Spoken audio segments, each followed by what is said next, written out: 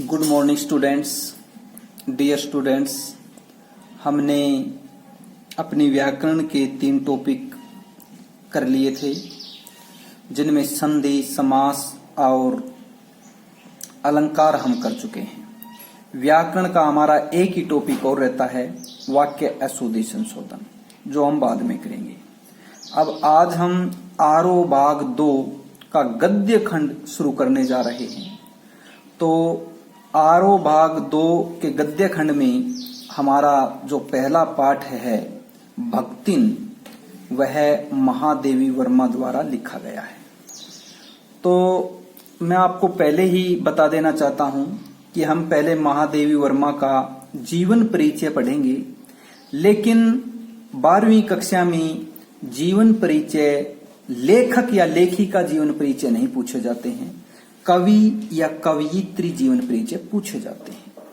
तो ये पढ़ा आपको इसलिए रहे हैं कि जो छोटे प्रश्न हमारे आते हैं उनमें हो सकता है किसी लेखक या लेखिका का जन्म पूछ लिया जाए, जन्म स्थान पूछ लिया जाए, कोई रचना पूछ ली जाए कि रचना ये किसकी है, या किसी रचना की विधा पूछ ली जाए, या उसका निधन या निधन का स्थान पूछ लिया जाए, या जो हमारे पाठ हैं वे किस विधा के अंतर्गत आते हैं। मैं हर पाठ के बारे में आपको बताऊंगा कि ये कहानी है, ये रेखा चित्र है, ये संस्मरणात्मक रेखा चित्र है, ये एक उपन्यास है, ये व्यंग्यात्मक है, क्या है ये हर पाठ में मैं आपको बताता जाऊंगा।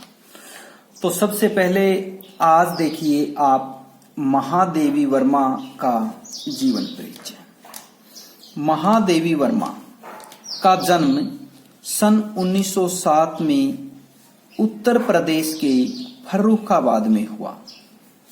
इनकी प्रमुख रचनाएं, सबसे पहले इनके काव्य संग्रह हैं दीप शिखा और यामा। उसके बाद इनके निबंध संग्रह हैं श्रृंखला की कड़ियां, आपदा, संकल्पिता, भारतीय संस्कृति के स्वर।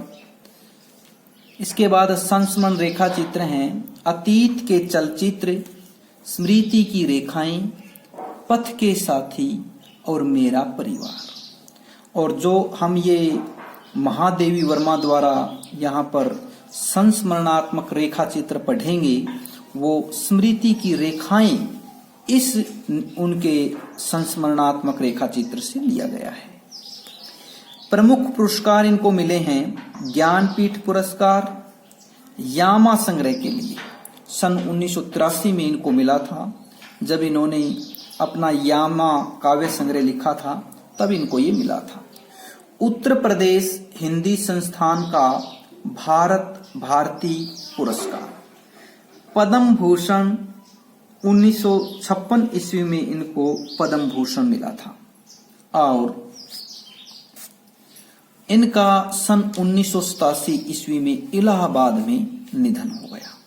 देखिए 1907 में महादेवी का जन्म हुआ उत्तर प्रदेश के फर्रुखाबाद में, और 1987 में इलाहाबाद में इनका निधन हो गया। कुल मिलाकर हम कह सकते हैं कि लगभग 80 वर्ष की इनकी उम्र रही, लेकिन 80 वर्ष में इन्होंने इतना लिखा कि ये एक प्रसिद्ध लेखिका और कवयित्री के रूप में जानी जाती है। संसार के मानव समुदाय में वही व्यक्ति स्थान और सम्मान पा सकता है, वही जीवित कहा जा सकता है जिसके हृदय और मस्तिष्क ने समुचित विकास पाया हो, और जो अपने व्यक्तित्व द्वारा मनुष्य समाज से रागात्मक के अतिरिक्त बौद्धिक संबंध भी स्थापित कर सकने में समर्थ हो। साहित्य सेवी और समाज सेवी दोनों रूपों में महादेवी वर्मा की प्रतिष्ठा रही है। महात्मा गांधी की दिखाई राह पर अपना जीवन समर्पित कर उन्होंने शिक्षा और समाज कल्याण के क्षेत्र में निरंतर कार्य किया। नारी समाज में शिक्षा प्रसार के उद्देश्य से उन्होंने प्रयाग महिला विद्यापीठ की स्थापना की। प्रयाग महिला विद्यापीठ की स्थापना किसने की थी? महादेवी वर्मा ने की थी। नोट कर लीजिएगा आप ये। साहित्य जगत में महादेवी वर्मा की प्रतिष्ठा बहुमुखी प्रतिभा के रचनाकार के रूप में रही है। बहुमुखी प्रतिभा के रचनाकार का मतलब है यहाँ इन्होंने कहानी, संस्मरण, रेखाचित्र, उपन्यास, एकांकी या कोई काव्य सब में अपनी लेखनी चलाई है।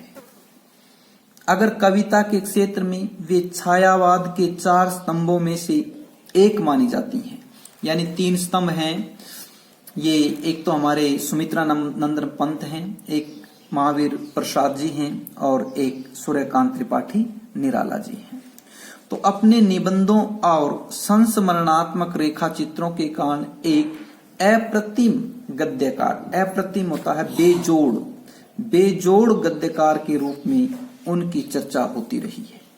कविता और गद्य इन दोनों क्षेत्रों में उनकी प्रतिभा अलग अलग स्वभाव लेकर सक्रिय हुई दिखती है।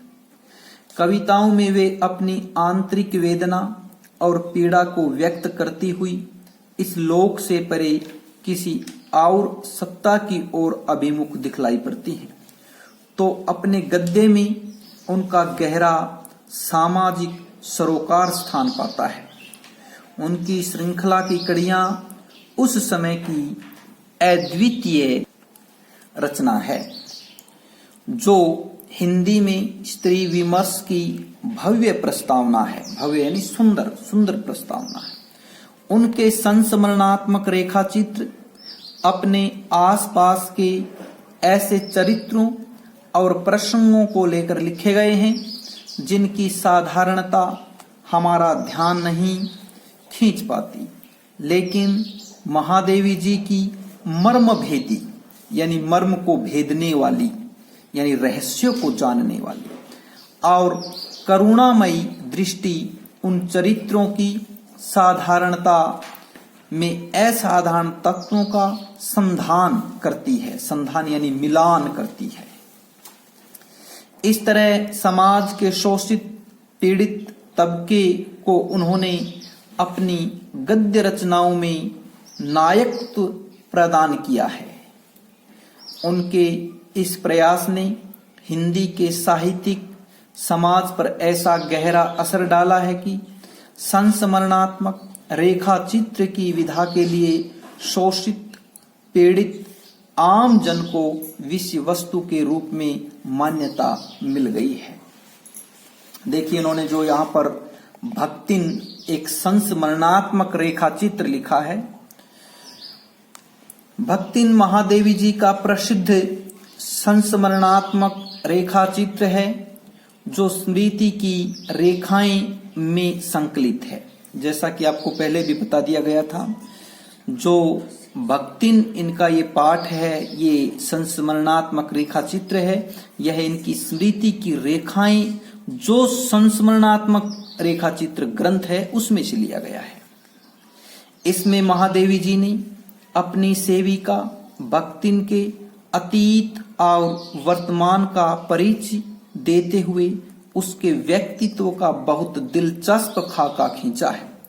महादेवी के घर में काम शुरू करने से पहले उसने कैसे एक संघर्षशील, स्वाभिमानी और कर्मठ जीवन जिया, कैसे पितृसत्तात्मक मान्यताओं और छल छद्म भरे समाज में अपने और अपनी बेटियों के हक की लड़ाई लड़ती रही और उसमें हारकर कैसे जिंदगी की राह पूरी तरह बदल लेने के निर्णय तक पहुंची। इसका अत्यंत संवेदनशील चित्र इस पाठ में हुआ है। इसके साथ भक्तिन महादेवी जी के जीवन में आकर छा जाने वाली एक ऐसी परिस्थिति के रूप में दिखलाई पड़ती है जिसके कारण लेखिका के व्यक्तित्व के कई अनछुए, प्रच्छन्न यानी ढके हुए आयाम उद्घाटित माने खुलना, खुले हैं या खुलते चले जाते हैं। इसी कारण अपने व्यक्तित्व का जरूरी अंश मानकर वे भक्तिन को खोना नहीं चाहती। समग्रतः इस पाठ को परिस्थितिवश अक्खड़ बनी पर महादेवी के प्रति अनमोल आत्मीयता से भरी भक्तिन के बहाने स्त्री अस्मिता, अस्मिता का अर्थ होता है पहचान, और इसका अर्थ कहीं कहीं सम्मान या इज्जत भी लगता है, यहाँ पहचान लगेगा।